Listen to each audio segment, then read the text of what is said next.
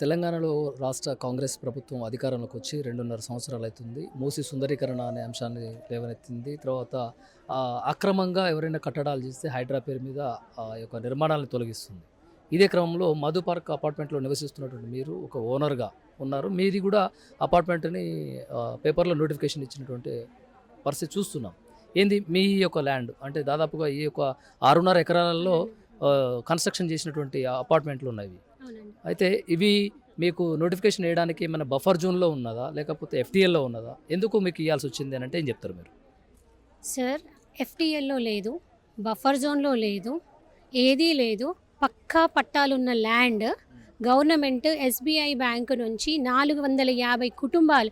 Apartment అంటే చిన్న apartment కాదు, ఒక విలేజ్, చిన్నపాటి విలేజ్ 500 కుటుంబాలు ఉన్న మా అపార్ట్మెంట్కి నోటిఫికేషన్ ఇచ్చారు.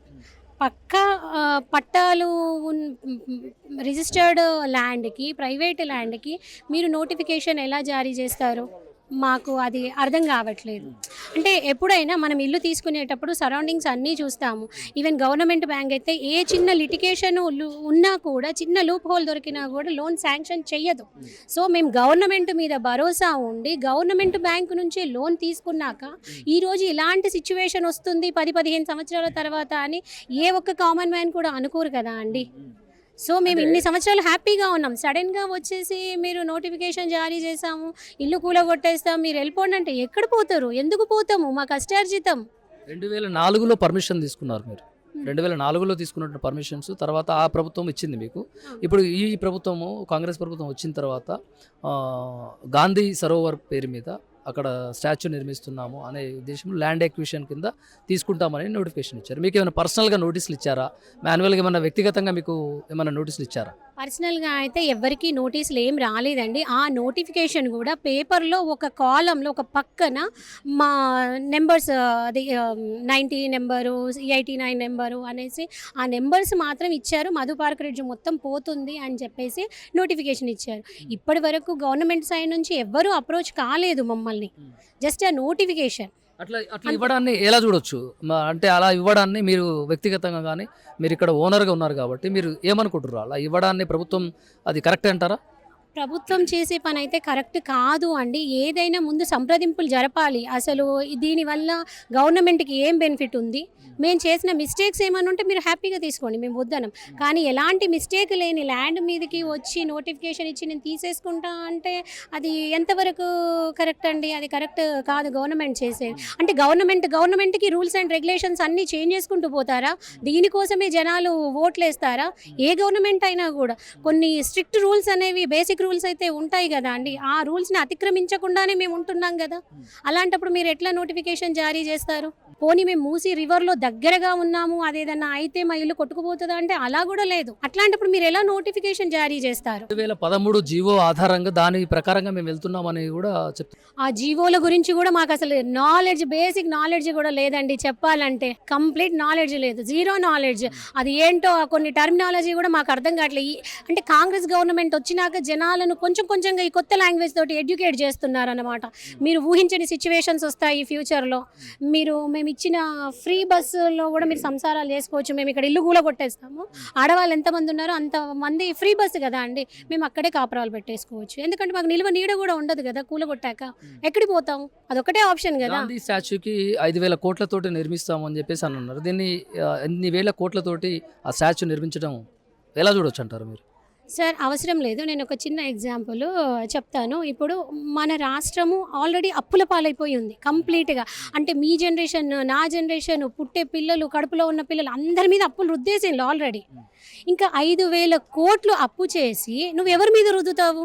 ఇది నా ఒక్కదాని ఇష్యూ కాదండి. అంటే కామన్ మ్యాన్ ఎట్లా ఆలోచిస్తున్నారు, నాకు ఇష్యూ వచ్చిందంటే ఇది ఓన్లీ ఎంపీఆర్ ఇష్యూ మాత్రమే అనేసి అనుకుంటున్నారు. కానీ బ్యాక్గ్రౌండ్ ఆలోచిస్తే ఎన్ని కోట్ల జనాభా ఉందో రాష్ట్రంలో, అన్ని కోట్ల జనాభా మీద ఈ భారం పడుతుంది ఇండైరెక్ట్లీ. అది ఎవరికీ తెలియట్లేదు. ఆ పాయింట్ ఆలోచించండి.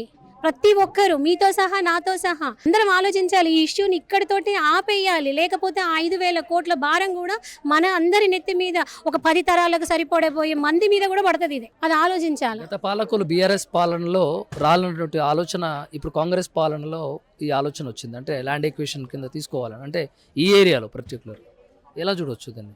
ఎలా చూడొచ్చు అంటే మరి రియల్ ఎస్టేట్ వాళ్ళకి ఏమైనా బెనిఫిట్స్ అవుతాయేమో దీనివల్ల, మాకు ఎలా తెలుస్తుంది? మెయిన్ ఇది ప్రైమ్ ఏరియాలో ఉంది, ఇట్లాంటిది తీసుకుంటే గవర్నమెంట్కి ప్రాఫిటే కదా అండి. సో అందుకని మా ల్యాండ్ పర్టికులర్గా అడుగుతున్నారేమో. మూసీ పక్కన ఏవేవైతే ప్రైమ్ లొకేషన్స్ ఉన్నాయో అవన్నీ ఫ్యూచర్లో చాలా ఇన్కమ్ వస్తాయి కదా ఎవరిని తీసుకున్నా కూడా. సో అందుకని అలాంటి ల్యాండ్స్ అందరికీ నోటిఫికేషన్ జారీ చేశారేమో మేబీ. కాంగ్రెస్ పాలన వచ్చిన తర్వాత హైడ్రా పేరు మీద బఫర్ జోన్లో ఉన్న ఇల్లులు, అక్రమంగా కట్టినటువంటి ఇల్లుని కూల్చేస్తున్నాం అని చెప్పేసి పేపర్లో చూసాము. ఆ వార్త విన్నప్పుడు వినండి. ఎఫ్టీఎల్లో ఉన్న బడా బాబులే కూల్ చేయలేదు ఎందుకండి? గవర్నమెంట్కి తెలియదా అది బఫర్ జోన్లో ఉంది, అది ఎఫ్టీఎల్లో ఉంది, దాన్ని ఎందుకు టచ్ చేయలేదు?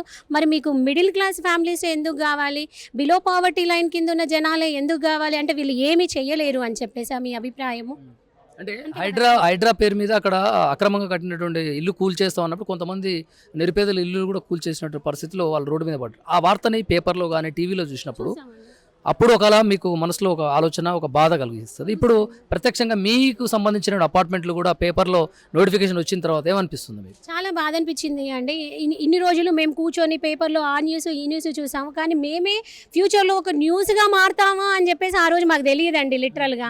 కానీ ఈ రోజు ఈ సిచ్యువేషన్ చూస్తున్నప్పుడు వాళ్ళు మాకంటే ఎంత త్రిబుల్ పెయిన్ అనుభవించారో ఈ రోజున మాకు అర్థమవుతుందండి కళ్ళకు కట్టినట్టుగా. సో నేను అనేది ఏంటంటే మాకే కాదు, ఇలాంటి ప్రాబ్లమ్స్ ఫ్యూచర్ స్టేట్ లో ఎంత మంది ఉన్నారో అంత మందికి తీసుకొస్తారేమో వీళ్ళు.